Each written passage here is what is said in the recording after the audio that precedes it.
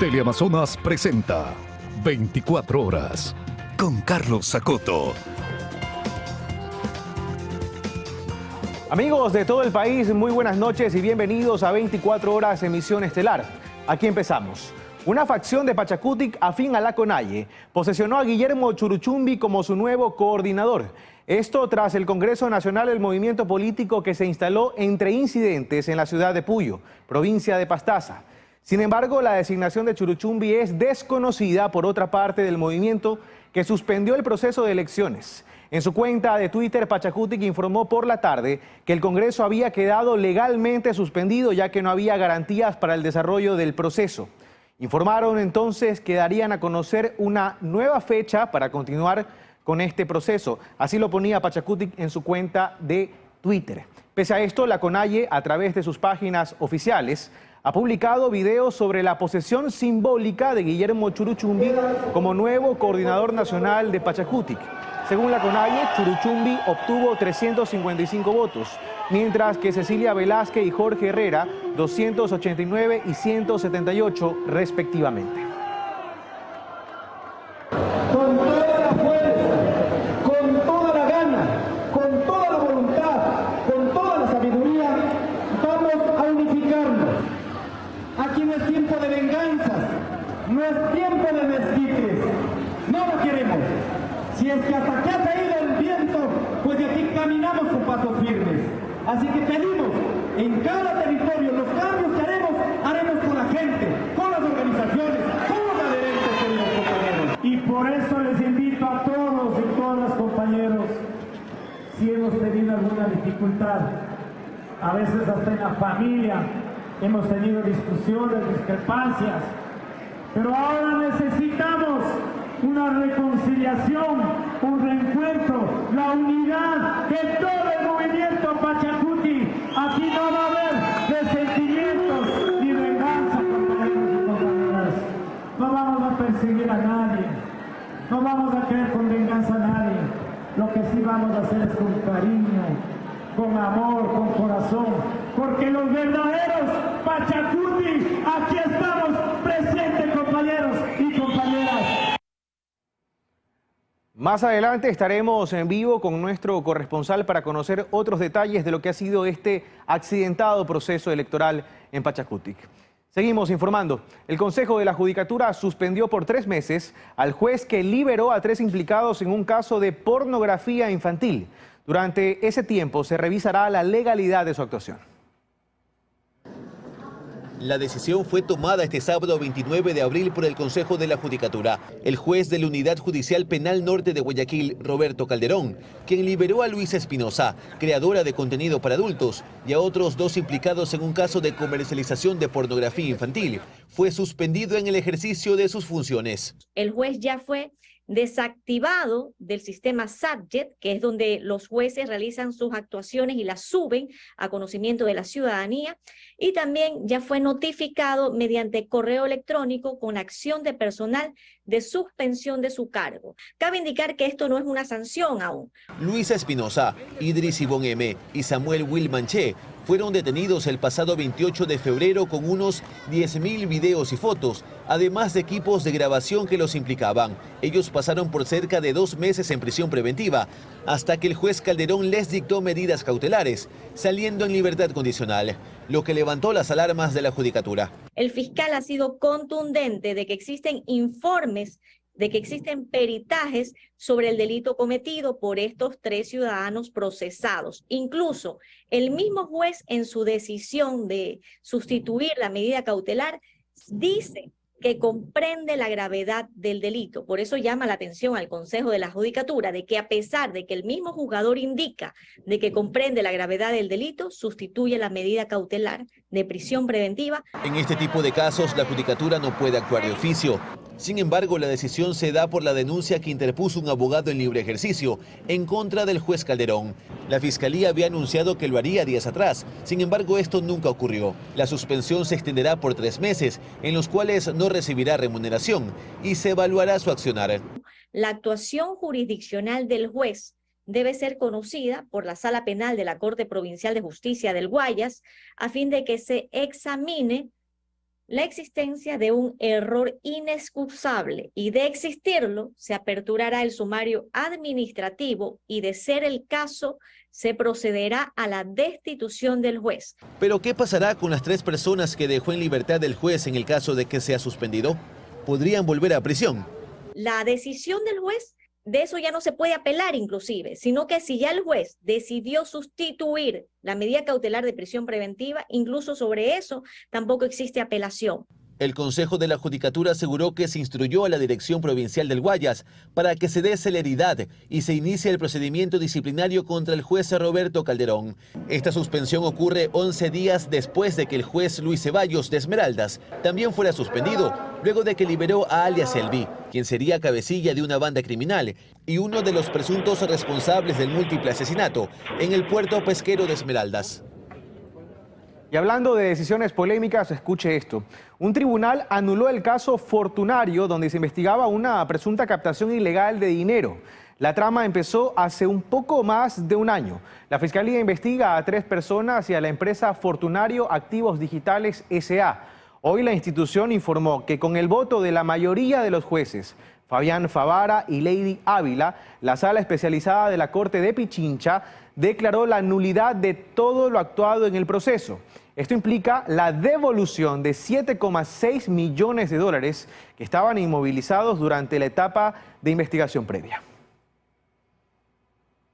Le contamos ahora que el fallo del juez que dispuso que el concurso público para elegir al Contralor General del Estado retroceda a la etapa de admisibilidad llegó ya al casillero electrónico de las partes. Como medida de reparación integral, el magistrado además dispuso que se deje sin efecto la codificación del reglamento y que se oficie a la Defensoría del Pueblo para que proceda a observar y dar seguimiento al cumplimiento de esta sentencia.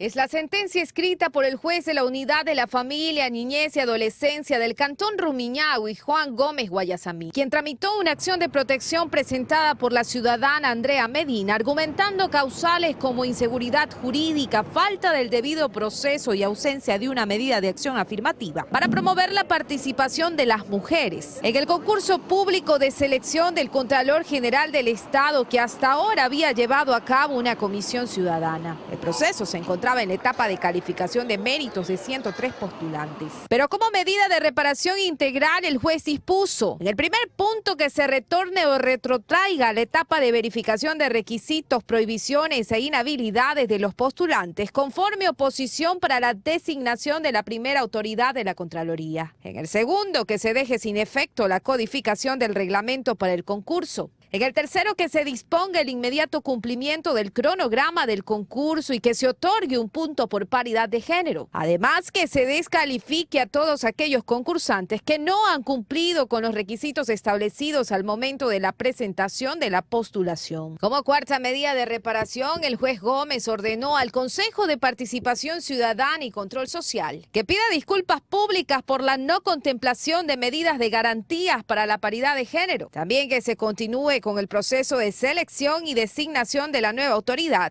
que es lo que consta en el quinto punto. Y en el sexto, el juez pide que se oficie a la Defensoría del Pueblo para que proceda a observar y dar seguimiento al cumplimiento de su sentencia. La decisión del magistrado se conoció de forma oral en una audiencia a la que convocó el pasado 26 de abril. El fallo escrito fue notificado a las partes el 28 y posteriormente subido al portal de la Función Judicial.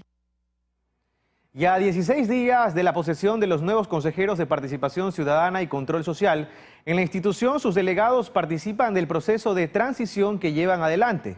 Sin embargo, según algunos consejeros, no se les ha facilitado toda la información. Es así como trabajan los delegados de los consejeros electos al Consejo de Participación Ciudadana y Control Social. Ellos reciben información por parte del Consejo acerca del trabajo que se realiza, o al menos eso lo dice la presidenta Gina Aguilar. 5 días ya en el proceso de transición.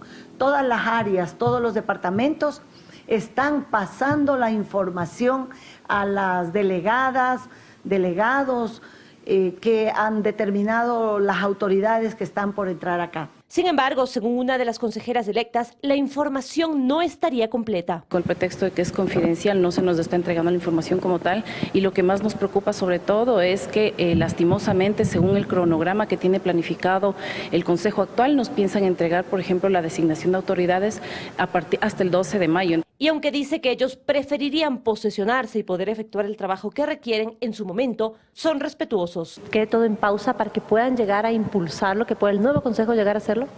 En lo personal creo que debería ser así, puesto que obviamente estamos a pocos días de posesionarnos y eso va a obviamente retrasar el cronograma que está previsto. Sin embargo, yo soy respetuosa de que actualmente están los consejeros en funciones y nosotros esperaremos. De parte de ellos de que tal cosa no se haga, no sería correcto, ni sería respetuoso para esta administración, porque este Consejo está terminando su espacio legalmente. Y la consejera Calvache recuerda además los objetivos que desde ya se han planteado para el nuevo Consejo, que aspiran a distanciar de los conflictos de los anteriores. La mayoría de nosotros, dentro de nuestras propuestas de campañas, estuvo las veedurías ciudadanas, los presupuestos participativos, los observatorios ciudadanos. Eso va a tener mucho énfasis de este Consejo de Participación Ciudadana. Mientras tanto, la presidenta del actual Consejo asegura que trabajarán hasta el último día. Revisamos otros temas. Durante este fin de semana se realiza el proceso de acuartelamiento para que 5.000 jóvenes formen parte de las Fuerzas Armadas. A partir de este año, dentro del Servicio Cívico Militar Voluntario, se brindarán capacitaciones en diferentes áreas. Este era el panorama en los exteriores del fuerte militar El Pintado, ubicado en el sur de Quito. Más de 1.000 aspirantes llegaron al lugar con una ilusión: formar parte de las Fuerzas Armadas del Ecuador.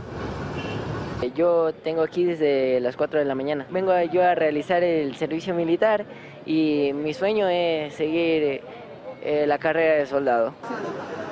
En todo el país, más de 8.000 jóvenes de 18 a 22 años se inscribieron en el proceso a través de la página web www.dirmov.mil.es, registro que inició el 25 de marzo y culmina este 29 de abril. De ahí que las autoridades habilitaron cupo para 5.000 jóvenes a escala nacional. Mis expectativas son entrenarme, formar parte de la vida militar, inscribirme a este gran servicio y ser un orgullo para mis padres. Yo vengo como abuelita a dejarle a mi nieto para que cumpla el servicio militar que le gusta.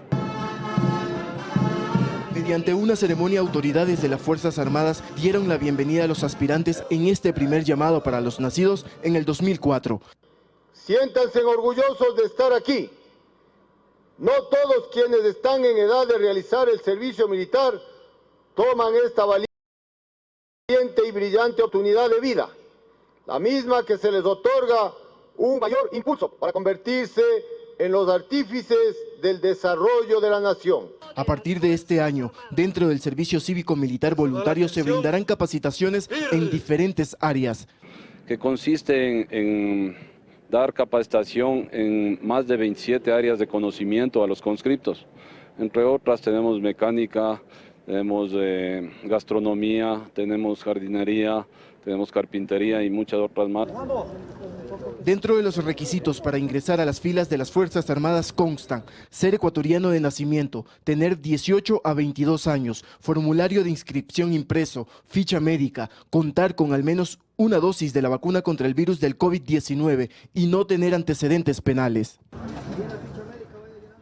Y en Guayaquil se repitió este panorama. Cientos de aspirantes llegaron a la base desde la noche del viernes para intentar ser seleccionados.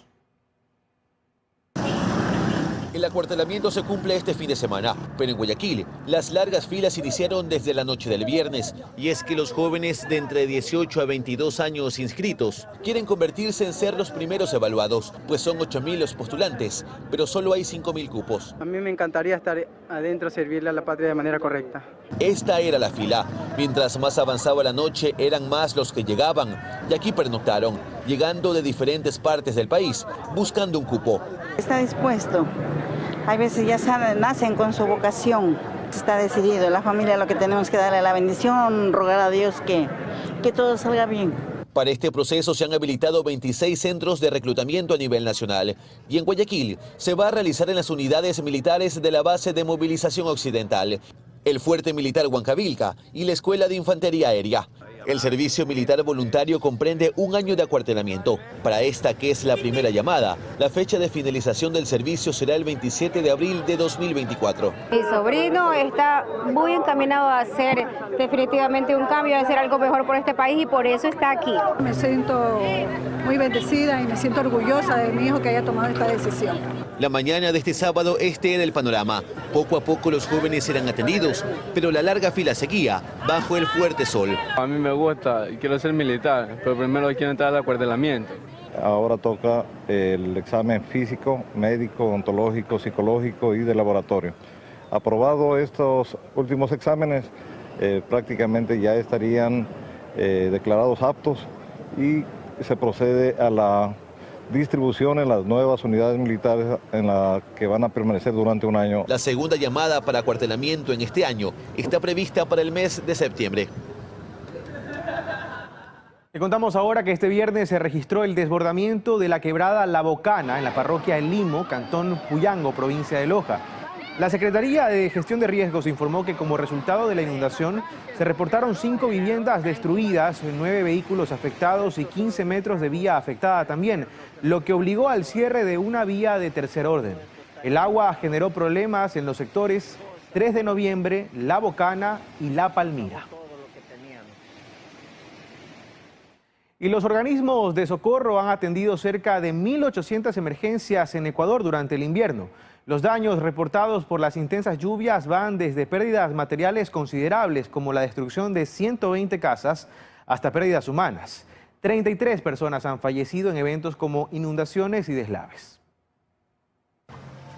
El país vive un invierno verdaderamente destructor. Vías anegadas, poblados completamente bajo agua, gente albergada, cultivos arrasados. Esas han sido las postales de las últimas semanas, principalmente en la costa ecuatoriana. Según la Secretaría de Gestión de Riesgos, las intensas lluvias con tormentas eléctricas han causado hasta la fecha un total de 1.790 emergencias. Los eventos más peligrosos y más recurrentes han sido las inundaciones, que representan el 38% de las alertas emitidas por los operadores. Pues más de una treintena de ríos se desbordaron. Siguen los deslizamientos de tierra con otro 38% de emisión de alertas. De acuerdo con el Ministerio de Transporte, en todo el país se han registrado 360 derrumbes, lo que ha motivado el cierre constante de varias carreteras. En tercer lugar están los colapsos estructurales, que han sido el 10% de las emergencias. Y estos sucesos han dejado ya 33 fallecidos a nivel nacional, 50 heridos y 820 damnificados, alojados en 21 albergues temporales dispuestos en provincias como Guayas, Los Ríos, Chimborazo, Carchi, Azuay y Pichincha. A esto se suman las 122 viviendas que han quedado destruidas y las más de 27.000 hectáreas de superficie agrícola perdidas. Las provincias más afectadas son Guayas, con 164 alertas, y Pichincha con 163 alertas emitidas. Siguen Azuay con 114 y Carchi con 98. Y es que solo en marzo Ecuador recibió 622 milímetros de lluvia, lo que representa el doble del promedio de los últimos 15 años. En algunos cantones de la provincia del Guayas, las instituciones educativas que no pudieron iniciar clases por las inundaciones continúan anegadas. Si bien el agua ya bajó al interior de las aulas, están rodeadas de aguas estancadas que incluso amenazan la salud de los estudiantes.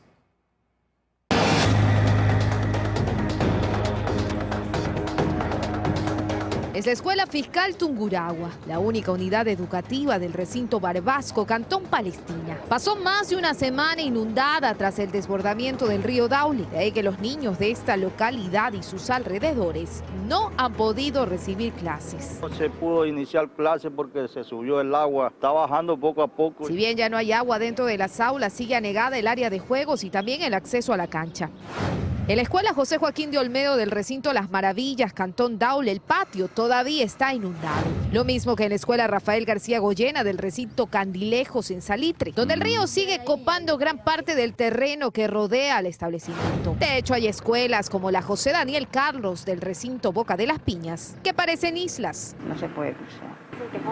Claro, está como más arriba de la rodilla siquiera. Guayas sigue siendo la provincia de mayor afectación por la época invernal. Son 482 las instituciones educativas de esta provincia que están afectadas por la época invernal. En estos cantones todas las instituciones educativas iniciarán a partir del 2 de mayo del año lectivo. Pero en vista de la situación, esta última afirmación hecha por la ministra de Educación, María Brown, a inicios de semana en el acto de inauguración del año lectivo 2023-2024 para el régimen Costa Galápagos, es cuestionada hoy por los padres de familia que habitan en los más de 20 recintos afectados en la cuenca baja de la provincia del Guayas. ¿Cómo van a salir las mamás con los niños aquí, pongamos en peso, a dejarlos a la escuela? Ahora el principal problema radica en cómo llegar hasta las escuelas para recibir clases, pues los niños, adolescentes y sus padres tienen que atravesar caminos como este, que quedaron totalmente inundados con agua estancada que está de color verde y emana malos olores. De eso están rodeadas actualmente las aulas de clase. Ahí como usted ve, el agua amarilla, verde, es pura infección esto. No se puede iniciar las clases. Mire la agua que cogen los niños también para tomar de la escuela, para limpieza. Agua sucia, mire. Kenia, quien vive en el recinto Piñal de Abajo, tiene 2 hijos estudiando, pero ya decidió no enviarlos. No, pues eso es el detalle, porque creo que el día miércoles sí empiezan las clases aquí. ¿Y cómo lo saco? Y la situación en las próximas horas incluso se podría agravar, pues la Secretaría de Gestión de Riesgos informó a las unidades cantonales de Guayas que en las próximas horas el EDP procederá a aumentar las descargas provenientes de la represa Daule Peripa. El hecho fue confirmado vía comunicado oficial por la Corporación Eléctrica, que informa que debido al alto ingreso de caudales en el embalse Daule Peripa en las últimas 24 horas, se mantendrá el protocolo de seguridad de la presa, esto es la apertura de compuertas en 1 metro. Recomendamos que se sigan tomando medidas de contingencia y estar atentos a los cambios en las condiciones del río aguas abajo. Concluye el texto, pues todo esto se traduce en nuevas inundaciones. Y se registró un gran aguacero en el sur de Quito la tarde-noche del viernes. El temporal hizo que los colectores colapsen, afectando a varias familias. Así lucía el sur de Quito la tarde de este viernes, con un panorama que parecía de otro país. Una fuerte granizada cubrió de blanco calles, parterres y aceras. Ay, fue tremendo, mi señor. Se entró el agua y justo hasta pasan los carros a toda velocidad y se hacen olas y todas esas olas se entró para acá. El fuerte temporal invernal causó el colapso de las alcantarillas de la zona, lo que provocó inundaciones en viviendas y locales comerciales aledañas al redondel de la Atahualpa. Yo tengo un local que se me inundó, y los otros locales que tengo arrendados también se me inundaron, casas de los vecinos. La densa capa de granizo complicó la circulación de peatones y de vehículos que transitaban por la avenida Alonso de Angulo, pero hay quienes aprovechaban el paisaje para fotografiar. Hemos pedido ayuda al señor del municipio que vengan a darnos limpiando los alcantarillados.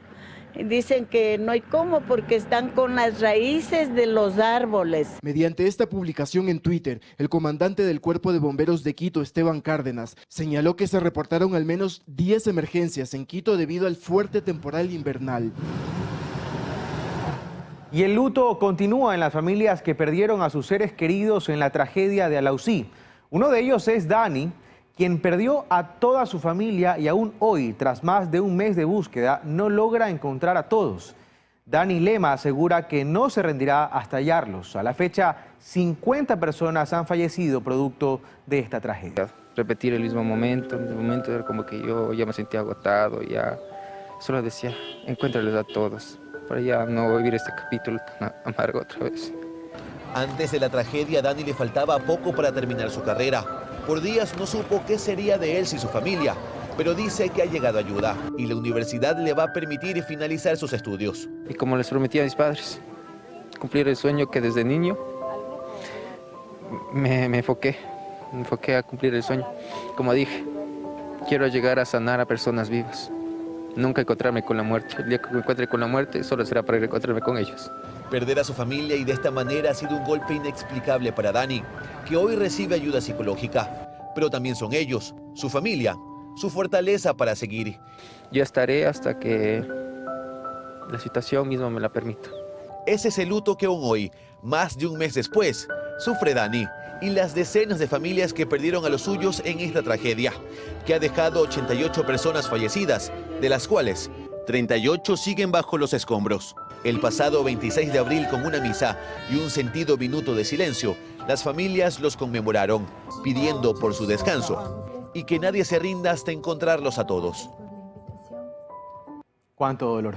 Le contamos ahora que un menor de edad y un adulto fallecieron hoy en un accidente de tránsito registrado en el kilómetro 49 de la vía Cuenca-Molleturo-El Empalme. 2 personas resultaron heridas producto del siniestro vial, según ha informado el Servicio Integrado de Seguridad. No es el primer accidente que se registra en esta zona. El lugar es considerado muy peligroso por parte de los conductores, ya que hay muchas curvas cerradas y aparte el estado de la vía es deplorable. En otro tema, más de 5.000 armas israelíes llegaron a la provincia de Esmeraldas. Ellas serán utilizadas para combatir la delincuencia y el crimen organizado. El armamento será destinado a la frontera norte y a las zonas urbanas de Esmeraldas. Las Fuerzas Armadas están tras una nueva amenaza, el terrorismo. Esto declarado por el Consejo de Seguridad Pública del Estado como una amenaza a la seguridad integral. Esta tarde llegó el ministro de Defensa junto a la cúpula militar hasta la provincia de Esmeraldas, donde recibieron un nuevo armamento israelí. Al menos 5.700 armas de dotación que serán para combatir a la delincuencia habrían llegado esta tarde a esta provincia. Bueno, este armamento es parte del fortalecimiento de las capacidades de Fuerzas Armadas que están contemplados en el plan de fortalecimiento. Los recursos son asignados por parte del gobierno nacional, en donde existe la predisposición para fortalecer cada vez más a las capacidades de las Fuerzas Armadas. Con respecto a esto, ¿cuántas armas son las que estarán acá distribuidas? Ya el presidente en un momento determinado lo manifestó, son 5.700 fusiles Arad 556, 5.700 cascos, 5.700 chalecos balísticos. Adicionalmente están por llegar 136 vehículos blindados, de los cuales 16 son vehículos 6x6 y los 130 son vehículos 4x4. En este mes de agosto llegarán en el orden de 50 a 55 vehículos de ese tipo y el resto en el próximo año, porque son contratos que se establecen a largo plazo. Además, Luis Lara, ministro de Defensa del Ecuador, indicó que los uniformados de las Fuerzas Armadas se están preparando para enfrentar estas presuntas amenazas que atentan contra la seguridad integral, para neutralizar e identificar a grupos que sean catalogados como terroristas. Bueno, como ustedes conocen, el decreto determinó que el terrorismo está atentando contra la soberanía e integridad territorial. Y la defensa de la soberanía e integridad territorial es la misión fundamental de Fuerzas Armadas. Y los soldados se están preparando justamente para enfrentar esta amenaza.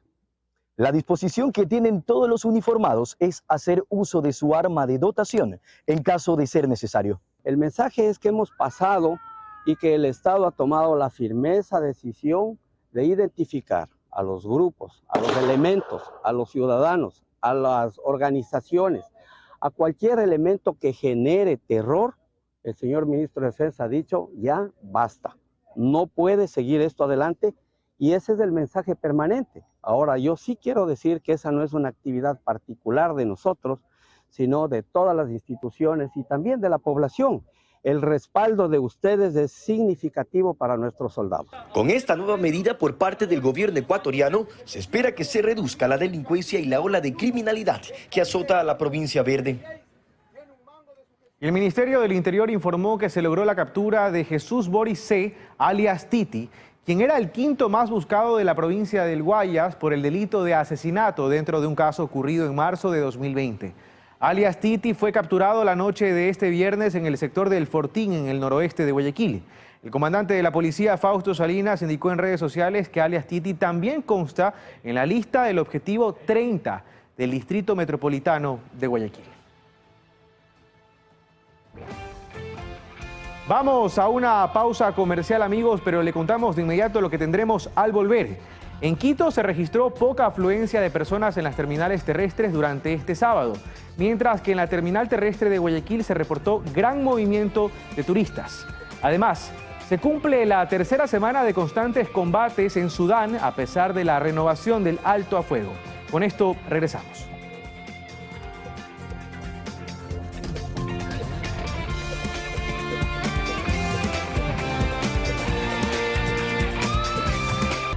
Estamos de vuelta y retomamos la información. Gracias por seguir con nosotros.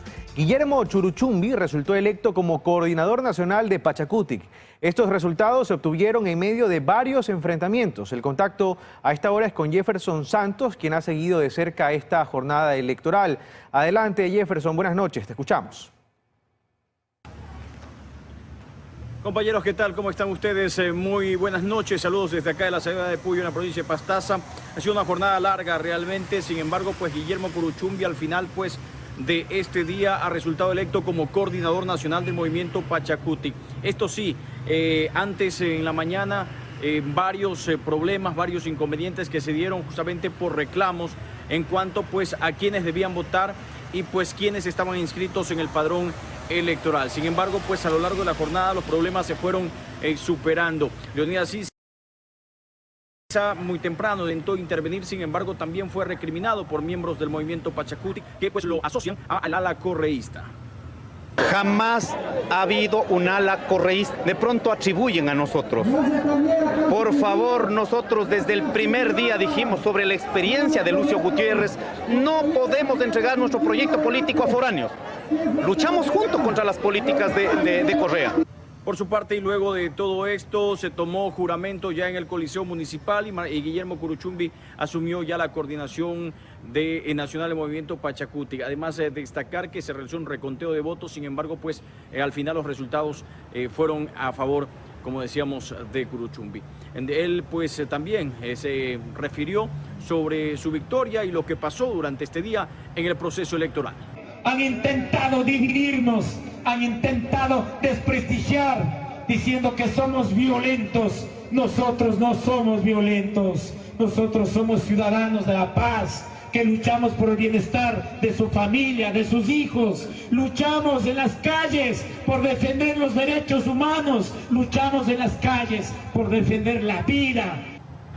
Esto es lo que les podemos informar desde acá. Ahora pues, como ustedes ven, ya no hay pues mayor cantidad de delegaciones, la mayoría se han retirado de este lugar, de este sector, y nosotros pues en las próximas emisiones informativas les tendremos más detalles de lo que ha sido esta jornada democrática del movimiento Pachacutic, que ha tenido pues diversos escenarios. Con esto continuamos con ustedes, con más noticias en Estudios. Buenas noches.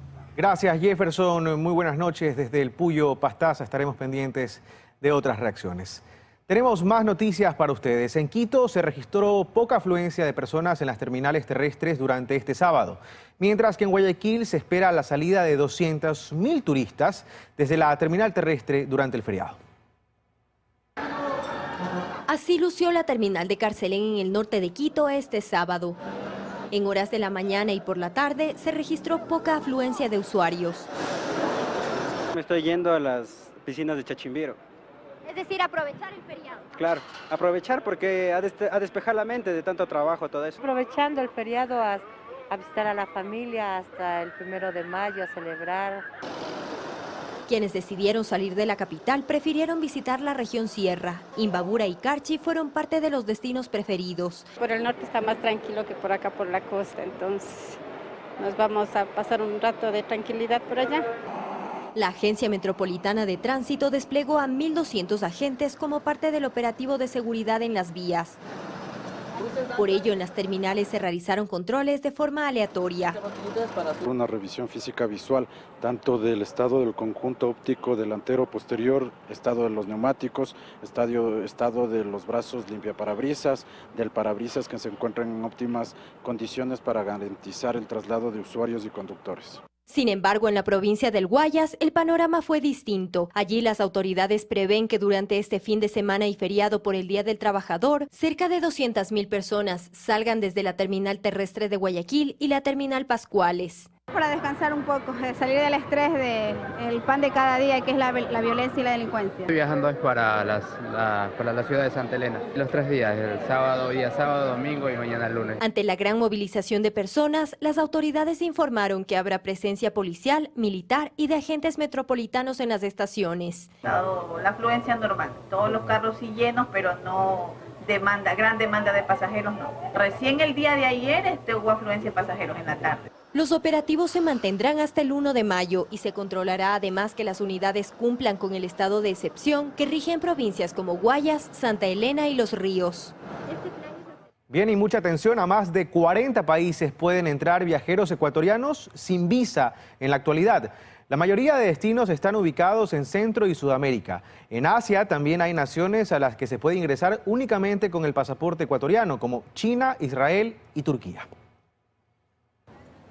Si bien la gran mayoría de países le solicitan visa a los ecuatorianos que quieren ingresar a su territorio, ya sea por turismo, estudios o trabajo, 153 naciones según el Ministerio de Relaciones Exteriores. Hay otros destinos que no. Viajar por el mundo solo con el pasaporte sí es posible, enfatiza Débora Carpio, quien es propietaria de una agencia de viajes. Si nos vamos a la parte de todo Sudamérica y Centroamérica y el Caribe, la mayoría de los países nos permiten viajar sin visa. Carpio cita a Colombia, Venezuela, Guyana, Brasil, Bolivia, Paraguay, Uruguay, Argentina, Chile y Perú en el sur de América. En el centro a Panamá, Nicaragua, Honduras y El Salvador. Pues para ir a Guatemala desde 2021, debido a la ola migratoria, los ecuatorianos deben tramitar una visa consular, tal y como ocurrió por el mismo motivo con México en Norteamérica, cuyo destino más concurrido era Cancún. En el Caribe como opciones están Jamaica, Bahamas, Haití, República Dominicana, Antigua y Barbuda, San Vicente y las Granadinas y Trinidad y Tobago. Incluso los compatriotas pueden viajar sin visa a Aruba, a las Antillas holandesas y a las Islas Caimán. Caribe en este momento es uno de los destinos más requeridos, las islas como Punta Cana, República Dominicana, Colombia, San Andrés, Cartagena. Pero hay más sitios en otros continentes como Asia. A China, por ejemplo, se puede ingresar solo con el pasaporte. Hasta el año pasado estuvo con sus fronteras cerradas. Se está reactivando pero muy lentamente. Los que sí están despertando cada vez más interés son Israel y Turquía. Y de allí lo acoplan a países que aun cuando, mire usted, nos piden visa, no es un visado complicado, como por ejemplo Dubái, que simplemente llenas tu formulario y lo recibiste. En total son 46 los países a los que los ecuatorianos pueden entrar sin visa, gracias a acuerdos que resalta Ramiro López, director de Relaciones Internacionales de la Universidad Central del Ecuador, que hacen bien a cualquier nación. Es muy importante para, principalmente desde el punto académico, abrir los ojos al mundo y realizar un intercambio de conocimiento. En esa misma línea, Cota López se ganaría mucho con la eliminación del visado Schengen, para que los ecuatorianos puedan viajar a una gran cantidad de países del viejo continente. Hay muchas instituciones europeas que tienen muchos fondos para investigación y apoyan el intercambio de estudiantes. Por ahora en Europa solo se puede entrar con pasaporte a Bielorrusia, Rusia, Georgia, Moldavia y Montenegro.